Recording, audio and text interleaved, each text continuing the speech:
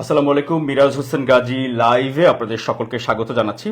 আসলে একটি বিষয় নিয়ে সুনির্দিষ্টভাবে একটি বিষয় আমার নিজের পর্যবেক্ষণ এবং একই সাথে আমার মন্তব্য একটু তুলে ধরতে চাই। সেটি হলো যে আজকে যে জামায়াত ইসলামের পক্ষ থেকে একটি কর্মসূচি ছিল ওনাদের। কর্মসূচিটি ছিল মূলত যে এই যে নির্বাচন ইস্যুতে যেই রেজওয়ানা হাসান সাবেক উপদেষ্টা ওনার একটি বক্তব্য নিয়ে মূলত এই কর্মসূচিটি পালন করেছে জামায়াত ইসলামী।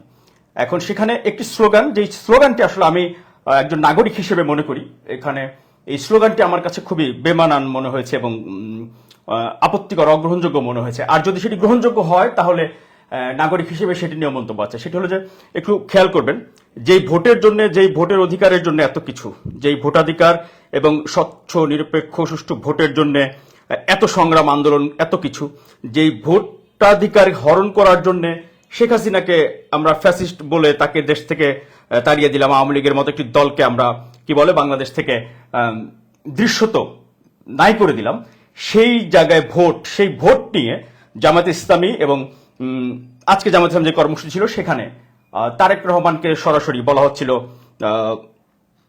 আমি একটু শোনাতে চাই।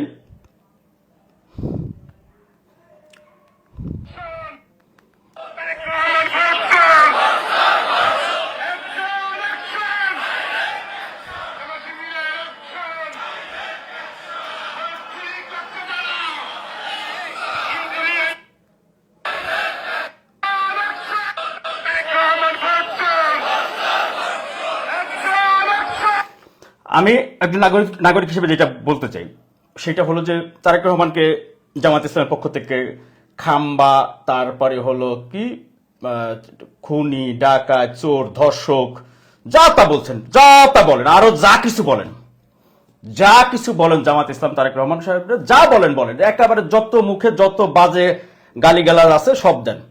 ভোট চোর এই স্লোগানটা জামাত শিবির যদি দেন, তারেক রহমান ভোট চোর যদি এটা বলেন, আর তারেক রহমান যদি ভোট চোর হন, এটা যদি বিএনপি বা সরকারি দল বা সরকার মেনে নেন, তাহলে আমার আপত্তি আছে। তাইলে আমি আপনাদের দুই দলকেই তাহলে আমি বয়কট করব।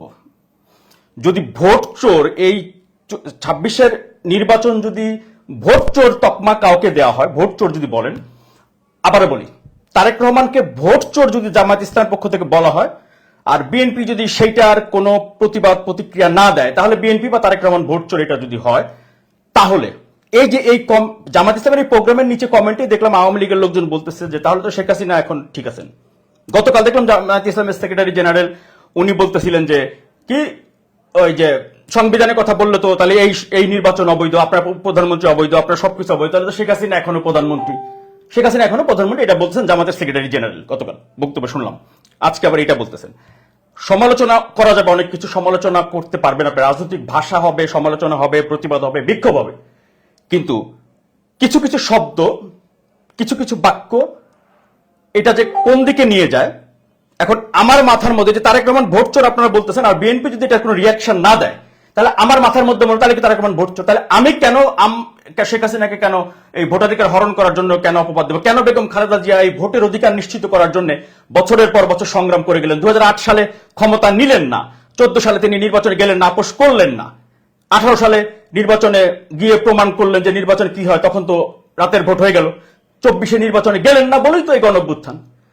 উনি জীবন দিয়ে দিলেন এই ভোট আর গণতন্ত্রের জন্য। তারেক রহমানের এই সংগ্রাম, আত্মত্যাগ, এত বছর উনি বারবারই বলতেন যে আপনার ভোট আপনি যাকে ইচ্ছা তাকে দেন, আমাকে ভোট দিতে হবে এমন কোনো কথা নেই, আপনি শুধু আমার হাতকে শক্তিশালী করুন যাতে আমি আপনার ভোটের অধিকার প্রতিষ্ঠা করতে পারি। এটা তারেক রহমানের রাজনীতিতে গেল 17 বছর 16 বছর, এটা ছিল কিন্তু রাজনীতিতে অন্যতম একটি দর্শন বা স্লোগান বা কর্মসূচি। সেখানে এই নির্বাচনে তারেক রহমানকে ভোট চোর এটা স্লোগান দিচ্ছেন জামাতের বন্ধুরা। এটা যদি বিএনপি মেনে নেন, ওকে, মেনে নিলে আপনারা, আমার কোনো আপত্তি নেই নাগরিক হিসেবে। তাহলে আমি আপনাদের দুই দলকেই, এই নির্বাচনকে, এই প্রক্রিয়াকে, টোটাল এই যে পরিবর্তিত বাংলাদেশকে, তাহলে আমি ঘৃণা করবো ব্যক্তিগতভাবে। আর না হলে এইটার মানে প্রতিকার অথবা এইটার জবাব এবং এইটার ফয়সালা নাগরিকরা দেখতে চায়।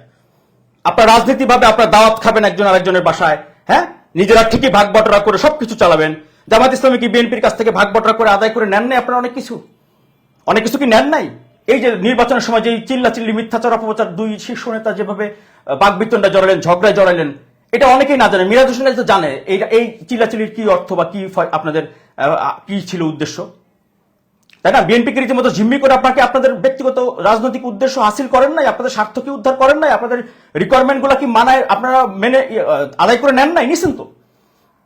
সেইখানে আপনি ভোট চোর যদি বলেন, তাহলে এটা বিএনপি যদি মেনে নেয়, আবার বলি মেনে নিবে, তাহলে মেনে নিলে আমি আপনাদের এই টোটাল প্রক্রিয়াকে আমি নাগরিক হিসেবে ঘৃণা করি, নাইলে এইটার ফয়সালা বিএনপিকে করতে হবে যে এই ভোট চোর যে বলতেছেন না আপনি ভোট চোর, তারা কেমন ভোট চোর এটা আমি শুনতে চাই না। অন্য সবকিছু বলেন আপনারা, তারা কেমন ধর্ষক বলছেন, চোর বলছেন, খুনি বলছেন, ডাকাত বলছেন, শেখ হাসিনা যেগুলো বলে নাই, আওয়ামী লীগ যেগুলো বলে নাই, তারেক রহমানকে নিয়ে জামাত ইসলামের বন্ধুরা সেগুলো বলে আসতেছেন, আপনারা এই নির্বাচন আগে পরে মিলে এখনো বলতেছেন। হ্যাঁ, মানে রীতিমতো যা চলে না একেবারে নোংরা জায়গাতে, মানে নিষিদ্ধ জায়গাতেও যেসব ভাষা চলে না জামাত ইসলামের বন্ধুরা সেগুলো প্রয়োগ করছেন, আপনারা করেন।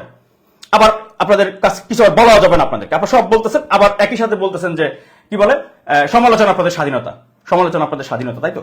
ওকে, স্বাধীনতা আপনারা প্রয়োগ করেন। কার জন্য কি বক্তব্য নিয়ে বলছেন? যদি রিজওয়ানা হাসানের বক্তব্যের যে আপনারা ইলেকশন ইঞ্জিনিয়ারিং এর কথা বলে থাকেন, রিজওয়ানা হাসানের বক্তব্য আপনারা কয়জন শুনেছেন একটু বলেন তো? রিজওয়ানা হাসানের বক্তব্য আপনারা কয়জন, জামাতের যেই বন্ধুরা এই যে ফেসবুকে ভাইরাল হচ্ছেন অথবা সামাজিক যোগাযোগ মাধ্যমে ব্যাপকভাবে আপনারা আপনাদের মতো করে প্রতিক্রিয়া দিচ্ছেন, রিজওয়ানা হাসান কি ভোট ইঞ্জিনিয়ার একজনও শুনছেন সেই বক্তব্যটা? আপনাকে মব পলিটিক্স, মব রাজনীতি শুরু করে দিয়েছেন। মিডিয়া যেহেতু আপনাদের নিয়ন্ত্রণে, একেবারে বাংলাদেশের গণমাধ্যমের 80% আপনাদের, এটা একেবারে তথ্য প্রমাণ সহ, যদি কেউ চান আমার কাছে জিজ্ঞেস করেন। হ্যাঁ, তারা ওই অবস্থা বুঝে পরিবর্তন করে তাদের সবকিছু। সোশ্যাল মিডিয়া বলেন, মাল্টিমিডিয়া প্ল্যাটফর্ম বলেন, এগুলো 90% বিএনপি, জামাত ইসলামের সমর্থন। বিএনপি এগুলোতে পাত্তা দেন না, বিএনপির এগুলো দরকার নাই, না দিলেন ওনাদের কামনরা যেটা করে করেন। কিন্তু ভাই এই ভোট চোর, আমি এই শব্দটা, আমি এই বাক্যটা তারেক রহমান ভোট চোর এটা শুনতে চাই না। এটা যদি শুনতে চাই তাহলে এটার ব্যাখ্যাও আমি জানতে চাই বিএনপির কাছ থেকে, একজন নাগরিক হিসেবে আমি এটা জানতে চাই ভাই, তাহলে ভোট চোর আপনি কি আসলে ভোট চোর কিনা? আর যদি ভোট চোর না হয়ে থাকেন তাহলে এইটার পাল্টা জবাব কি দিতে হবে দেন। আর নাইলে ওই যে আওয়ামী লীগের লোকজন কমেন্ট করতেছে, তাহলে যদি তোরা ভোট চুরি করে তোরা ক্ষমতা আসস বা তোরা বিরোধী হলে যাস, তাহলে তো শেখ হাসিনা তোরা কেন খেদালি বাংলাদেশ থেকে? আওয়ামী লীগের লোকজন কমেন্ট করতেছে, দিনভর দেখলাম ভরপুর কমেন্ট করতেছেন তারা। পরিষ্কার তো ভাই, যদি আপনারা ভোট চুরি কইরাই যদি আপনারা ক্ষমতা ভাগবাটোয়ারা করে থাকেন, তাহলে ওই যে আওয়ামী লীগের সমর্থকরা যেগুলো বলতেছে, ওই যে জামায়াত ইসলামের সেক্রেটারি জেনারেল যেহেতু বলতেছে সংবিধান যদি আপনারা মানেন তাহলে সংবিধান অনুযায়ী শেখ হাসিনাই তো প্রধানমন্ত্রী, জামাতের সেক্রেটারি জেনারেল এর আগেও একাধিকবার এই কথা বলেছেন। মানে সমালোচনা করতে গিয়ে অন্যের কি বলে নিজের নাক কেটে অন্যের যাত্রা ভঙ্গ নাকি একটা কথা বলে, সেটা কোন পর্যায়ে আপনারা চলে যান? রিজওয়ানা হাসান কি বলছেন শুনে আসি, আসেন। একটা শক্তি আছে, সেই শক্তি এর আগেও নারী নীতি বদলে দিয়েছে। হ্যাঁ, সেই শক্তি আমাদের সময়ে কোন নীতি বদলাতে পেরেছে যেটা নারী শক্তির একটা পার্ট, এখন সেই শক্তির একটা পার্ট, সেটা সেই শক্তির একটা পার্ট যদি বিরোধী দল হয়েও থাকে, আমার এবং আপনার কাজ হবে তাদের রাজনীতির যেটুকুন অংশ নারীবাদের, নারীর ক্ষমতায়নের, নারীর সমান অংশগ্রহণের বিরুদ্ধে, সেইটুকুন নিয়ে কাজ করা। কখনো যেন এই জাতীয় শক্তি মেইন স্ট্রিম না হতে পারে। আমরা আচ্ছা, মেইন স্ট্রিম না হতে পারে কোনটুকু? তাদের রাজনীতির যেটুকু অংশ এই যে নারীদের সম অধিকার, নারীদের অধিকারের বিরুদ্ধে যেটুকু অংশ, সেইটুকু অংশ যেন মেইন স্ট্রিমে আসতে না পারে। উনি কি এখানে নির্বাচন, রাজনীতি, ভোট এগুলো কিছু বলছে? না শুনে যারা হাততালি দেন, বক্তব্য না শুনে যারা বড় মাতবাড়ি করেন, বক্তব্য শোনেন, যারা ফেসবুকে গালাগালি করতেন বক্তব্য শোনেন, তাদেরকে আমরা মেইন স্ট্রিম হত্যায়নের, নারীর সমান অংশগ্রহণের বিরুদ্ধে সেইটুকু নিয়ে কাজ করা। কখনো যেন এই জাতীয় শক্তি মেইন স্ট্রিম না হতে পারে, আমরা সেই কাজটা করতে পেরেছি, তাদেরকে আমরা মেইন স্ট্রিম হতে দেই নাই।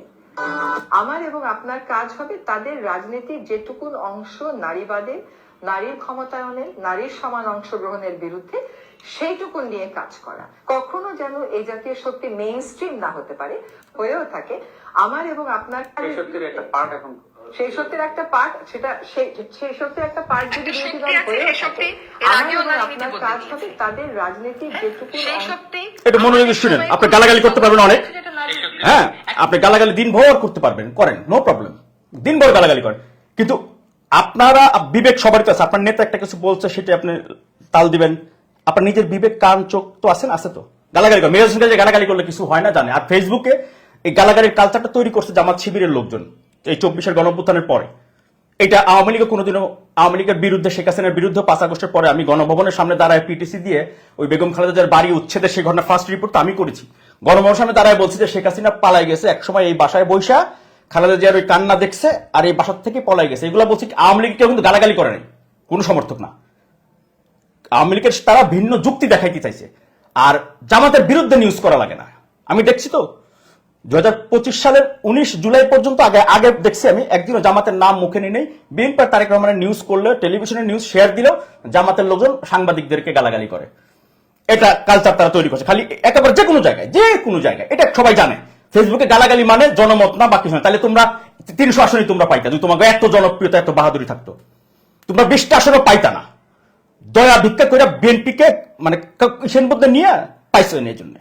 এগুলো বলেন না, এগুলো বলার বিএনপি সহনশীল রাজনীতি করছে। তারেক রহমান সাহেব চাইছে সবাই মিলে একটা সহনশীল রাজনীতির পরিবেশ তৈরি করার জন্য ফ্যাসিবাদ বিরোধী ঐক্যের কথা বারবার তিনি বলছেন। কিন্তু এখন এই জামাত ইসলামের লোকজন এখন আজকে তারেক রহমান ভোট চোর এই কথা যেহেতু বলতে থাকেন, এটা মাথায় রেখেন। মিরাজ হোসেন গাজীর প্রত্যেকটা কথা কিন্তু হিসাব করে, যুক্তি শুধু না, তথ্য প্রমাণের ভিত্তিতে যথেষ্ট প্রমাণ হাতে রেখে তারপরে কথা বলি।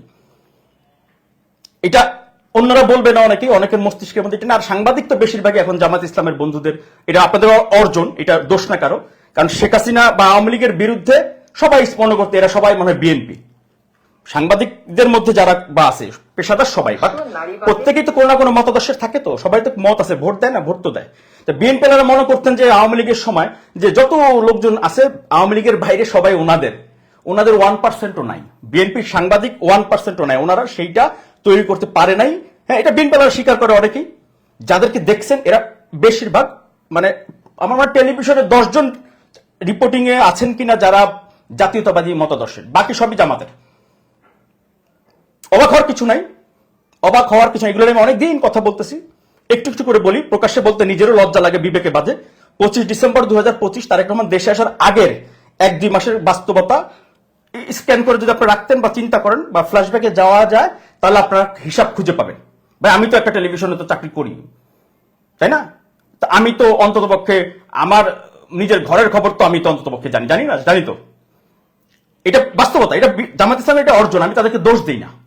আর বিএনপির এটা বোকামি এবং মূর্খতা, অদক্ষতা পরিষ্কার। এবং আল্লাহ না করুক কোনোদিন যদি, আমি বলি আবারও, কোনোদিন যদি আল্লাহ না করুক বিএনপির কোনো প্রতিকূল অবস্থা আসে, বাংলাদেশের টেলিভিশন এখন যারা সাংবাদিকতা করে, আবার দায়িত্ব নিয়ে বলি, 10 জন রিপোর্টার 10 জন জাতীয়তাবাদী মতাদর্শের পাবেন না, খুঁজে 10 জন পাবেন না 10 জন।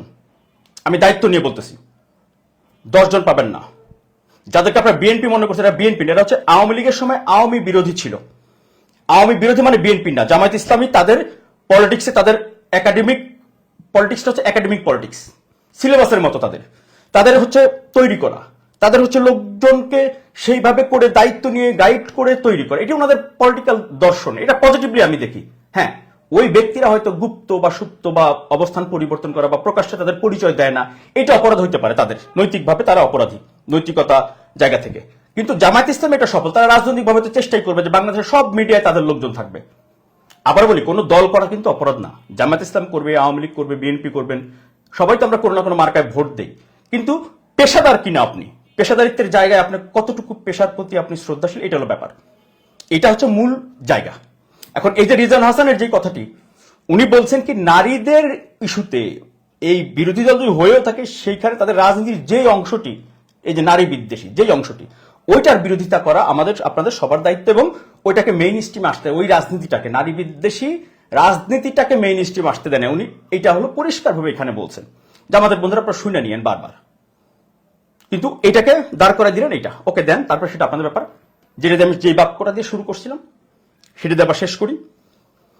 তারেক রহমান ভোট চোর, এই কথাটার মানে প্রতিক্রিয়া বা এইটার জবাব বিএনপির কাছ থেকে আমি অফিসিয়ালি আশা করি, নাগরিক হিসেবে। আবার বলি নাগরিক হিসেবে, কারণ এই ভোটের জন্যই এত কিছু। এই ভোটের জন্য আওয়ামী লীগকে, শেখ হাসিনাকে ফ্যাসিস্ট আমরা বানাইলাম ভোটের জন্য, তাদের তো কিছু না, ভোট দিয়ে তো শুরু। এবং সেই ভোট যদি এখন আপনারা আবার নিজেরাই ভোট করেন, বাগবাটোরা যদি বলে অন্যরা, আবার নিজেরাই একজন চোর বলতেছেন, আরেকজন যদি চোর হয়ে থাকেন, তাহলে আমি আপনাদের দুইজনকেই এই জন্য আপনাদের বিবেকের কাছে অন্তত পক্ষে আপনার দায়ী করবো আমি। এবং আমি আপনাদেরকে এই জন্য অন্তত পক্ষে ঘৃণা করবো ব্যক্তিগতভাবে। কারণ আপনারা এই যা বলার বলতেছেন, আপনারা সব আরেক দল হজম করতে, তার মানে এটা সঠিক তো, ইতিহাসে তো এগুলো লিপিবদ্ধ থাকতেছে, গুগলে সার্চ দিলে তো এগুলো থাকবে এক সময়। তাহলে যদি এটা সঠিকই হয়, তাহলে ভাই কেন আপনি ওই যে জামাতের সেক্রেটারি জেনারেল বলছেন যে 26-এ কি সংবিধানের কথা বলেন, তাহলে তো 26-এ আপনি কেন নির্বাচন দিলেন? সমালোচনা করা যায়, অন্যের বিরোধিতা করতে যায় নিজের কি বলে না, অন্যের যাত্রা ভঙ্গ করতে গিয়ে নিজের নাক কেটে না, এরকম কথা বলে। এটা কৌশল আর অপকৌশলের পার্থক্য গোলায় ফেলেন না, তাহলে আপনারা নিজেরাই এটার খেসারত দিতে পারবেন না। আল্লাহ হাফেজ।